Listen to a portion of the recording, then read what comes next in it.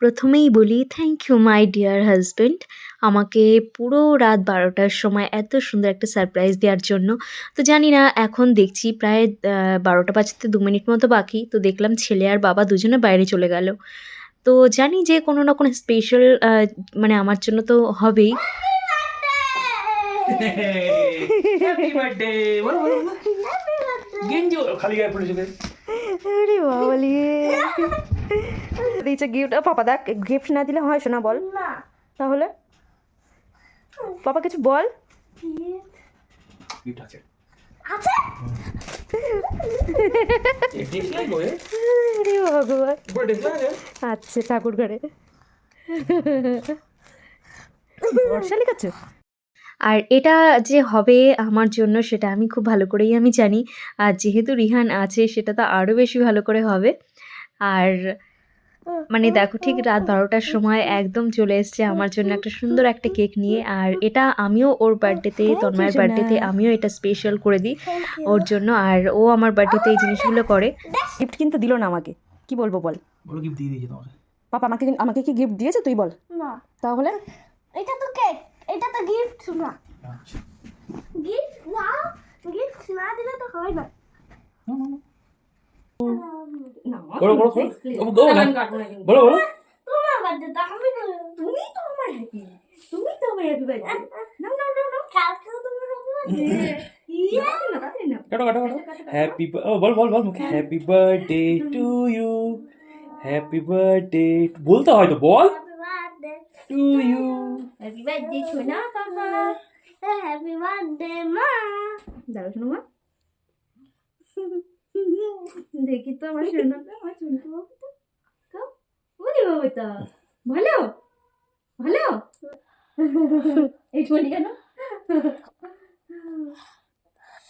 Happy birthday happy birthday two মা পাপা।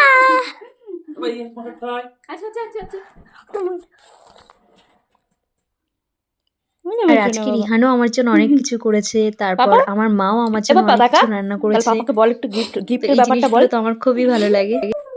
Gift নেই পাপা দেখেছিস বলছে গিফট নেই, বল তাহলে কি বলবো বল। পাপা গিফট নিয়ে আসার দায়িত্ব কিন্তু তোর। এটা গিফট দেখি তো পাপা, এটা গিফট হ্যাঁ, দেখি কি গিফট এনেছে, দেখিনি দাঁড়াও জামা প্যান্ট দেখি দেখি কি গিফট এনেছে তোর পাপা আমার জন্য। আসো উপরে আসো দেখি। এটা লিবা বা দে মা লিবাস নি তো এটা লিবা খুদো ফুদা ফুদা মা, দাও দাও দাও ফুদিতেই ভুলে গেছি। দেখি পাপা কি কি দিল। থ্যাংক ইউ একটু তুমি না আসলে গিফট খুঁজে দিচ্ছে না। দেখি কি কি আছে। কোথায় গেছিল তুমি, কতদিন ধরে কালেকশন করেছো।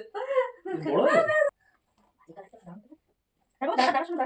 তো আমরা যাব সামনে ঘুরতে। তো আমার প্রচুর প্রচুর ড্রেস হয়ে গেল, যেটা মানে আমার খুবই ভালো লাগে।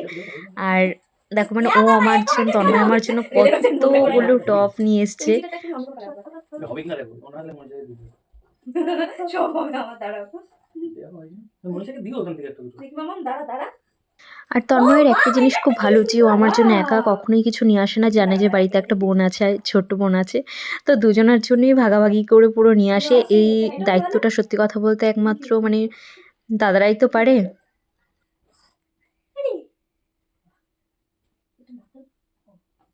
এই দেখে দেখে তো বাহ, দেখিস না দেখি পাপা দেখ পাপা দেখ পাপা দেখ ভাবি নয়। এটা দেখে কি মনে হচ্ছে বলো তো, এই কাজগুলো দেখে সে প্রথম প্রথম যে গিফটগুলো দিতে না তুমি, যে ইয়েগুলো দিতে, টপগুলো দিতে এই না। রেড করে দাও এটা করে দাও অনেক একটা দুটো তিনটে চারটে পাঁচটা ছটা নাও দেখি এটা করে দাও না তো তো হয়ে হ্যাঁ এই বই দাও। ঠিক আছে হয়ে যাবে।